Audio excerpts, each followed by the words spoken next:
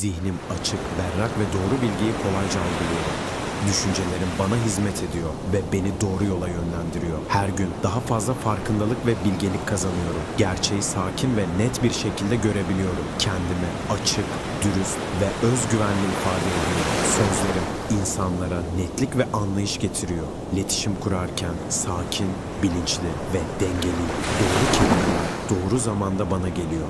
Sezgilerim ve aklım uyum içinde çalışıyor. Hayatımdaki kararları netlik ve güvenle alıyorum. Her deneyim bana doğru yönü gösteriyor. Kendi gerçeğimi güvenle takip ediyorum.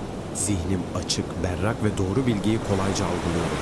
Düşüncelerim bana hizmet ediyor ve beni doğru yola yönlendiriyor. Her gün daha fazla farkındalık ve bilgelik kazanıyorum. Gerçeği sakin ve net bir şekilde görebiliyorum. Kendimi açık, dürüst ve özgüvenle ifade ediyorum. Sözlerim insanlara netlik ve anlayış getiriyor. İletişim kurarken sakin, bilinçli ve dengeliyim. Doğru kelimeler doğru zamanda bana geliyor. Sezgilerim ve aklım uyum içinde çalışıyor. Hayatımdaki kararları netlik ve güvenle alıyorum. Her deneyim bana doğru yönü gösteriyor. Kendi gerçeğimi güvenle takip ediyorum.